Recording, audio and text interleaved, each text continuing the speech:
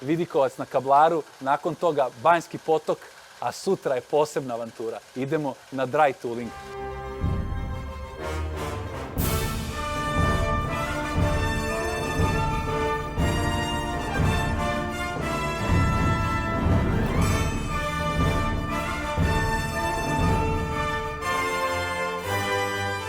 Jel ti u početku kad koristiš...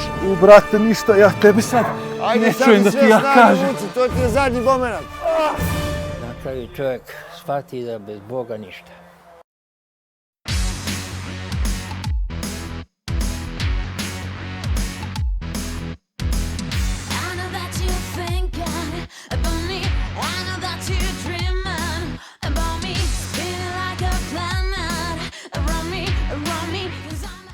Ove godine Zlatibor je posetilo na hiljade turista, a retko ko od njih je svratio u pravu malu oazu pred sam Zlatibor. To je Ovčarsko-Kablarska klisura. Danas idemo tamo. Prvo Vidikovac na Kablaru, nakon toga Banjski potok, a sutra je posebna avantura. Idemo na dry tooling. Šta je dry tooling? Saznaćete uskoro.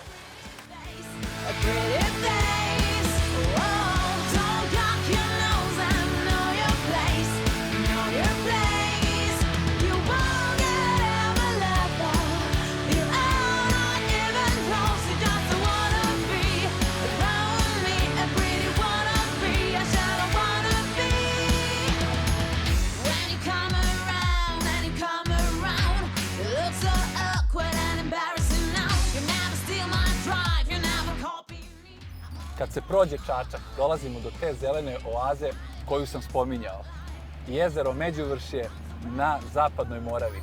Sada prolazimo meandre i penjemo se na Kablar, na Vidikovac, da vidimo kako izgledaju sa visine.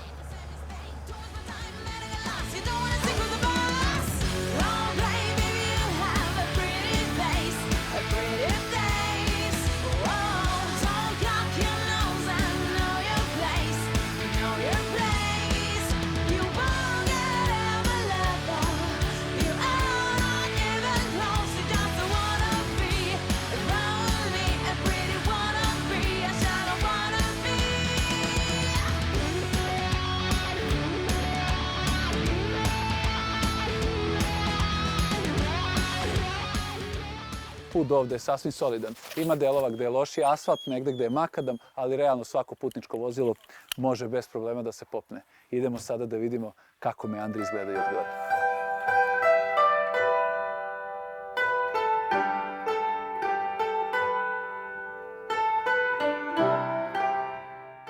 Na tabli piše 600 metara do samog vrha. Ponekog i sretnemo na ovoj stazi, ali je to stvarno zanemarljiv broj ljudi u odnosu na onaj broj koji prođe ovim putem ka Zlatiboru.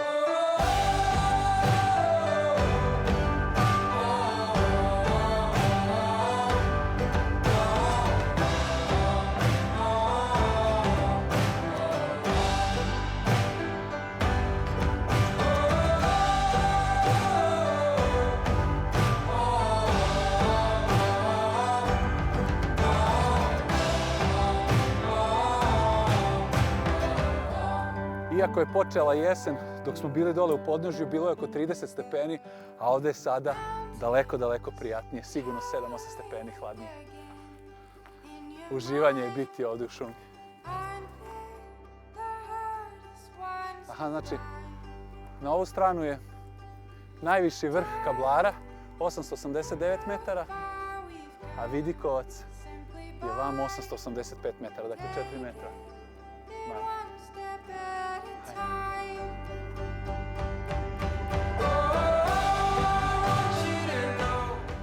Ovčarsko-Kablarska klisura s pravom je nazvana Srpskom Svetom Gorom kao jedan od najlepših predela Srbije. Ovuda sam prošao više puta i svaki put dobio istu želju, da jednim pogledom obuhvatim i osetim mir Ovčara i Kablara koji remeti jedino tok zapadne Morave.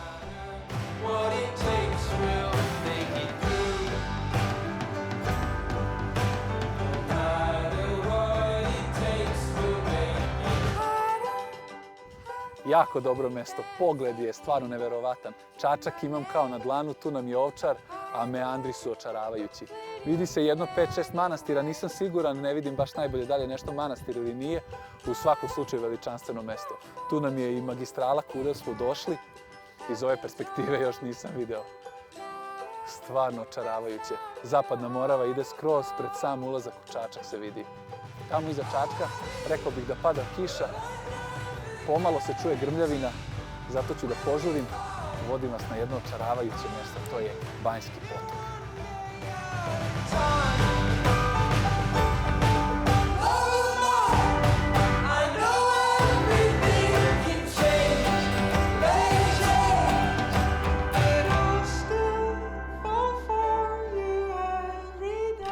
Napuštamo Kablar i upućujemo se na drugu stranu magistrale, u podnožje planine Ovčar, gde se i nalazi Banjski potok.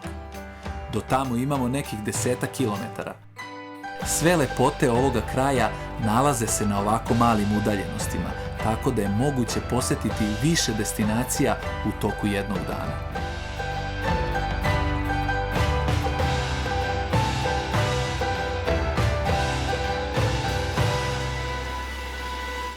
Dobar dan. Je li Banjski potok još gore? Još 300 metara, 400 i imat ćete proširenje jedno i onda morate peške kroz. Dobro, neka, super. Koliko ima do njega? Znate? Ima dosta. Šta to znači? Baš šta je to. Hvala. Aha, neka. To nije problem. Da. Hvala, prijatno.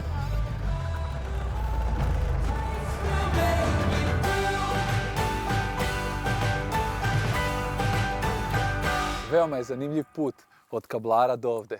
Samo mesto od magistrale je udaljeno možda nekih 2 kilometra. Ovo je jedno od onih mesta koje sam jedva čekao da vidim uživo. Do sada sam ga video samo na internetu. 5 minuta piše peške dole. Hajmo. Ali je prelep šumski put. Pogledajte kuda ide dole. Čuje se potok. Hajmo.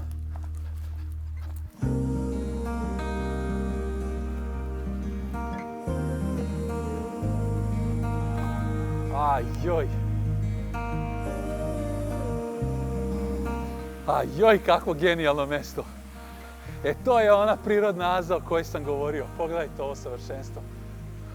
Sreteo sam i Čačane koji uopšte ne znaju da ovo mesto postoji, a na samo par kilometara je od njih. Pogledajte ovo nestvarno. Šta je Veso, jesi uleteo? Veso se već kupa.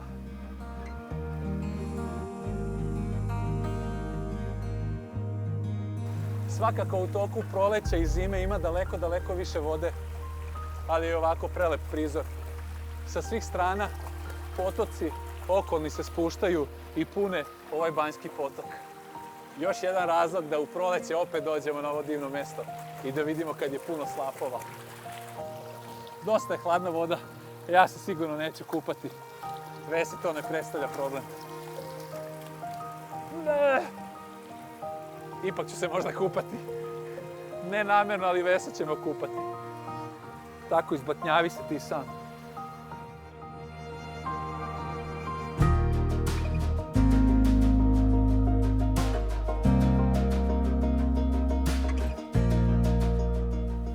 Tamo ima još kaskada. Sad pokušat ću da ne idem baš hladnom vodom, da ne moram da se kupam, nego da idem nekom stazicom. Nadam se da ću naći. A ako ne nađem, opet idemo kroz vodu, ali moram da vidim i onaj gornji deo.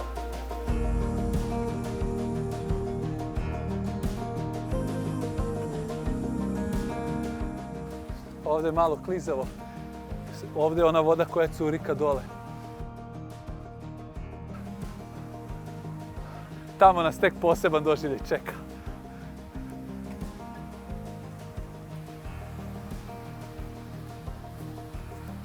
Ovde sam Vesu stavio na povodac, poludeo je, počeo da trči, bojim se da ne padne, što je sigurno.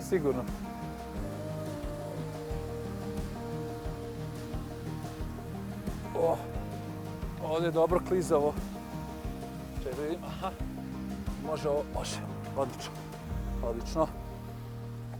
Super.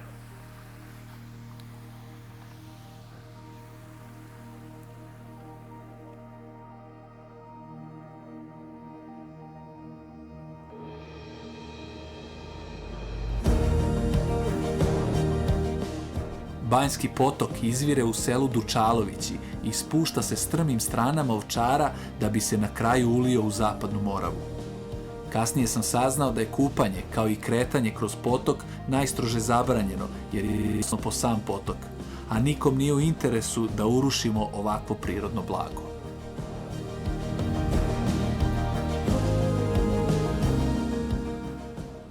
Kao što sam rekao, u toku proleća ima daleko više vode na ovim slapovima nego sad u toku jeseni, ali svakako je prizor fantastičan. Zahvalan sam i što ovoliko ima. Čak i da nema vode na slapovima, ova tirkizna boja toliko dočarava ovaj kraj lepo da sam ja fasciniran. Bez teksta sam stvarno. Iako deluje da je plitko, ovde gde su ovi slapovi, tu se ne vidi dno, sigurno ima 2 metra dubine. A čini mi se kod onog prvog, najvećeg slapa, da je tamo i dubina najveća. I ovaj deo je neopisivo lep. Ipak je ovaj lepši, ali da nema ovog, i ovim bi bio oduševljen. U svakom slučaju jedna celina koju svako treba da poseti kada krene na Zlatibor ili na Crnogorsko primorje. Mada ja bi namenski došao na ovo mesto samo da vidim ovu prirodnu lepotu.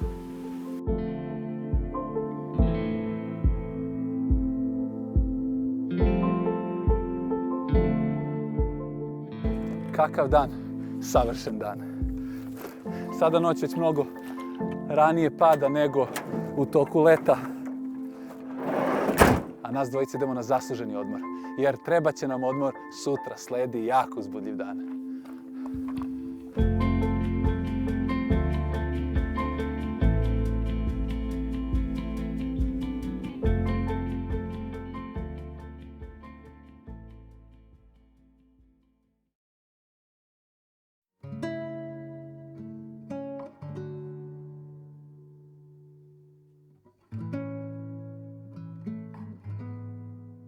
Ovčarsko-kablarska klisura, poznata i pod nazivom Srpska Sveta Gora, na ovom području nalazi se 10 manastira.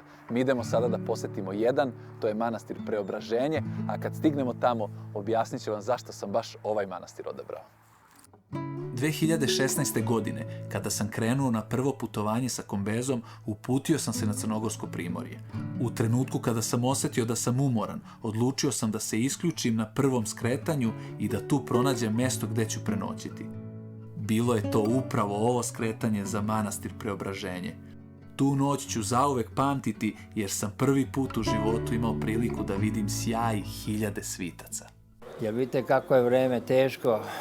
Ko nema duhovnu snagu i veru u Gospoda, ne može opstati u ovom vremenu. Nezgodno je monak da priča nešto o sebi, da sam se ja odlučio da odem kao penzioner negdje u 58. godini svog života.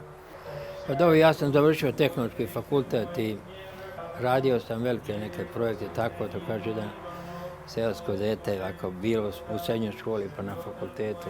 Posle toga smo radio projekte tamo u Africi, Aziji i tako. I to sad dobro funkcioniše sve to što sam radio. I imam čerku, imam 2 sina blizanca, 5 unuka, 6 praunuka. Ne utičem, ne govorim to sebi tek tako, nego hoću da vam kažem da bez tog duhovnog u ovom vremenu čovjek ne može uopće da ostane. I bila je to velika drama da ja napustim sve i da odem na kraju, ali na kraju su ti vidjeli da sam ja više uradio za svoju djecu, da u manastiru sam svaki dan se molimo za njih ovdje, nego da sam ostao s njima pa da im samo mudrujem i pričamo. I ja sam nekad bio, nisam išao u crkvu, za neki način nisam živio crkvenim životom. Radio sam neke stvari koje možda ne treba da se rade, ali na kraju kad sam pročitao delo vladike Nikolaja Velimirovića i kad sam bio 2 godine u Rusiji i kad su se mnogi životne drame u meni dogodilo, a bio sam i na zapadu na 3-4 godine, bio sam na projektima u Africi i Aziji. Na kraju čovjek shvati da bez Boga ništa. ne možete se više ni na koga osloniti, jer ljubav prema bližnjim oslabila. I ako nemate jedan osjećaj tvorca, Boga, presvete Bogorodice, onda ne možete da opstanete u ovom vremenu. Meni se mnogo što sam govorio da ne treba da idem, da ne idem, jer da ostaviti sada sve to što imam, i porodicu i sve to, nije baš lako. Ali ne možete vi to da odolite tamo, znate, imate privitaj, ne možete da odolite. I ja sam pre 23 godine došao ovdje, eto sad sam fakt. Koliko sad imate godina? 48 godišnja, 81 godinu. Stari manastir Preobraženje nalazio se sa druge strane Zapadne Morave, a porušen je 1910. godine kada je prosecana pruga kroz Klisuru. Sadašnji manastir Preobraženje sagrađen je 1940. godine, a osveštao ga je sveti vladika Nikolaj Velimirović. Vladika Nikolaj kad je osveštao, on je dao 2 zaveta. Manastir da nema ništa od imovine i da bude dom molitve. Ja sam se našalio da je naša, sva zemlja se nalazi u saksijama za sveće. Ljudi dolazi da se mole ovde i daju određene priloge. Mi se svaki dan molimo da najčešće za zdravlje, pa onda za polaganje ispite, za ženidbu, za udaju, za porod. Danas svi govore o ljubavi, a u suštini nema osjećanja pravog. U stvari, Bog je ljubav, a Bog je rekao, kaže, ne možete voljeti mene, a da ne volite bližnje svoje. A to je u velikoj krizi je to taj osjećaj ljubavi, ne postoji. Znači, mera ljubavi jeste žrtvovanje. Treba da volimo bližnje i da volimo Gospoda. Gospod je ljubav pokazao prema svom ljudskom rodu zato što se žrtvovao, on se žrtvovao za nas. Otac Vasilije je poručio da ukoliko i vi imate bilo kakvu potrebu, slobodno pozovete manastirski broj telefona. A mi pod utiskom životne priče i mudrih reči oca Vasilija krećemo ka surovim stenama Kablara da izazovemo pravu avanturu. Očekuje nas Dry Tuling. Zahvaljujući Saši Rajiću, mi smo danas ovdje na ovom mjestu. Sale, ko nas čeka? Rekao si idemo do Pećine, ko nas tamo čeka? Gore nas čekaju Petar i Milan, članovi kluba ekstremnih sportova Armadillo sa sedištem u Ovčar Banji. Oni će nam pokazati zapravo šta je to dry tooling. Jedva čekam da vidim, hoćemo moći mi da se penjemo? Naravno.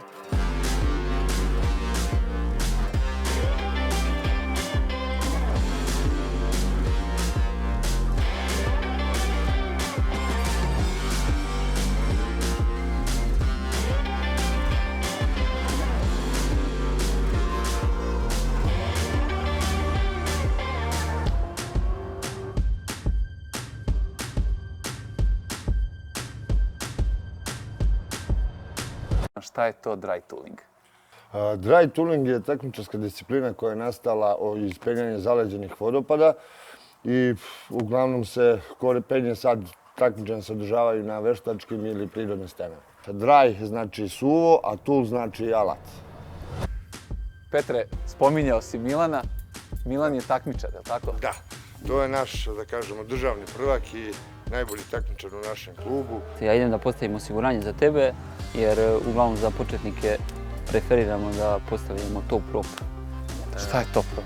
Top prop je tehnika penjanja koja je najsigurnija u penjanju.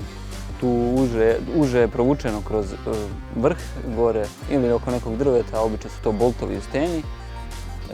I onda penjač dok penje, non stop je zategnut u toku penjanja. Milan to ozbiljno ide, bre. Pa, s obzirom da je državni prvak i da je naš takmičar, mora to tako da funkcioniše. Se staze mere po nekoj težini, imaju neki brojevi? Da, postoji tabela težina koja je propisana, da kažemo, od svih saveza i onda otprilike težina ovog smera ispada negdje oko 7D, 8D manje. A koji je maksimalni broj najteže? Maksimalni je 14D. 14, a ovo je 7-8. Da. Pa kako izgleda najteže? Pa to su uglavnom neki plafoni koji su dugački po minimum 10-15 metara. Jel ima to kod nas? Da, ima kod nas, evo vidjet ćete posle. To ovdje je ovo? Da, finalni smer. Hoće to Milan da nam pokaže? Da, pokazat će nam i to, da vidite. Da li je teško? Je li više potrebe? Vidim da, meni deluje da je to stvarno fizički naporno. Pa i fizički je naporno, a i traži puno mentalne koncentracije. Tako da nije samo da mi moramo da uradimo ko zna koliko apsolutnih zglibova, nego moramo uvek da proračunamo svaki sljedeći potez, gdje ćemo da stanemo, kako ćemo da se prebacimo, da se ne bi upetljali, a svako petljanje nam nosi mnogo više snage nego što nam treba. Nakon kratke obuke došao je moment da i ja probam ovu disciplinu. Po Petrovom savjetu, početnici ne treba da obuvaju dereze kako ne bi došlo do povređivanja. Dereze su cipele sa metalnim bodljama koje ste mogli da vidite na Milanovim nogama. Je li sigurno? Je li bezbedno? Da, naravno. Za razliku od svih drugih sportova, u alpinizmu, dry toolingu, u sportskom penjanju, oprema se koristi kao zaštita od pada. Znači, mi ne koristimo opremu da bi napredovali. Nama oprema služi samo kao osiguranje u slučaju pada. Znači, to uže može bez problema nas da drži. Da. Kad budeš bio spreman, kreneš i uvek obavestiš penjača u slučaju da on ne radi neke druge poslove. Krećem. Osiguravam.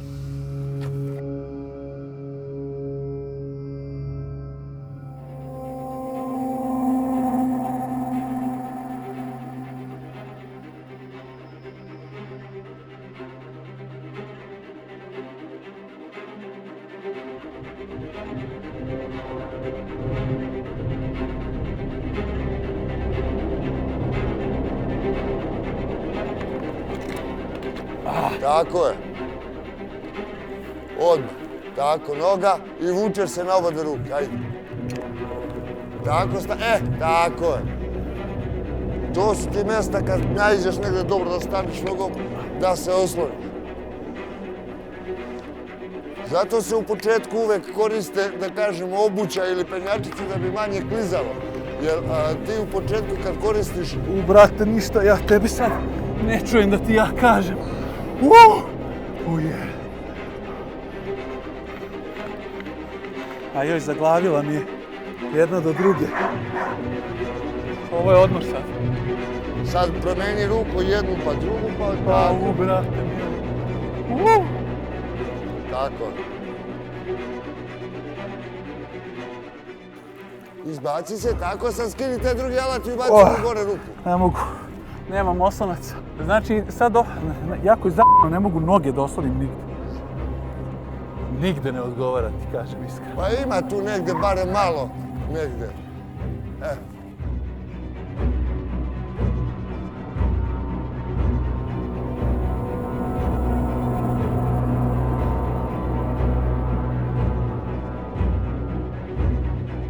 Daj sve od sebe, ubaci gore u sljedeći. To! Ajde sad, vuci! Tako je, ajde! Kad se penješ i zabole te ruke, šta radiš? Jel padaš? Pa, uglavnom se trudimo u alpinizmu, pogotovo u alpinizmu ne padamo, ali u dry toolingu nekad trudimo se da ispenjemo taj smer do kraja. Prema težini tog smera i dužini mi se prema tome i tako i treniramo i pripremamo, ali na kraju kad dođemo u situaciju da ne možemo više, mi sigurno ispadamo. Ajde sad i sve snage vuci, to ti je zadnji momenat. Otpo. Bravo, majstor. Jel možeš malo da me spustiš, molim te?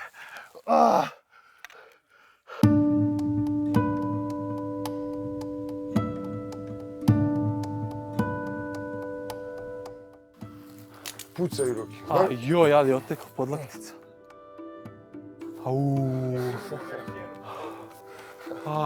Brate mili. Znaš da ljudi posle takmičenja ne mogu da razvežu čuvar. Nemaju snage, brate. Joj, lakše je na snimku i kad gledam Milana. A kad gledaš profesionalca, brate, lako. Brate mi, čeo sedam.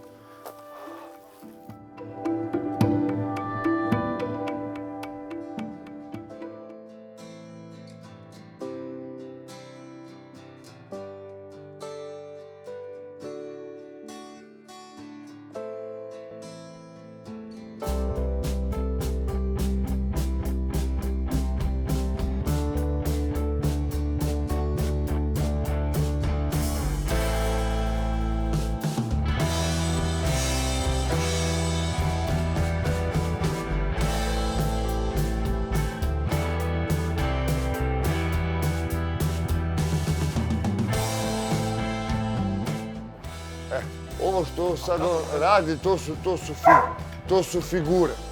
To kad prebaci nogu preko Jest. ruke. Figure su četvorke i devetke, jer u tom trenutku on ostaje, kako se zove, u toj visini. Razumeš? Jer ako spusti noge, opet noge mora da diže gore. Jer mu nogama, vidiš, on održava ravnotežu.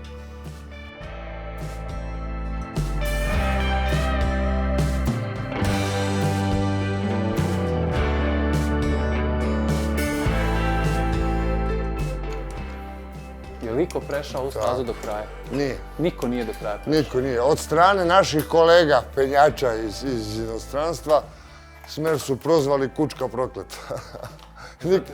Zato što ga niko nije. Čekaj!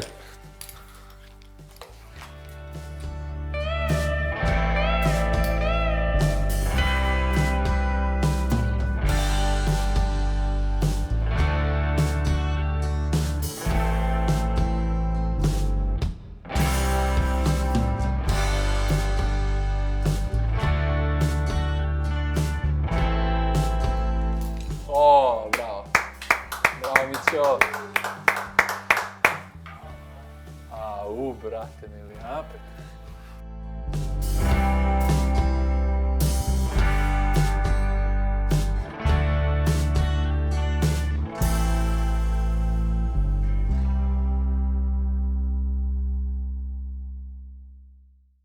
Svaki put budem oduševljen kada upoznam neke nove ljude koji te guraju preko svojih granica.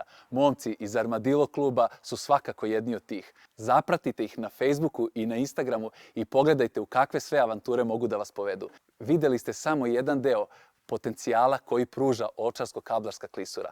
Nadam se da ću doći opet ovde i da ću se pridružiti ovim divnim momcima da me povedu u neku novu avanturu. Bravo, Milanče!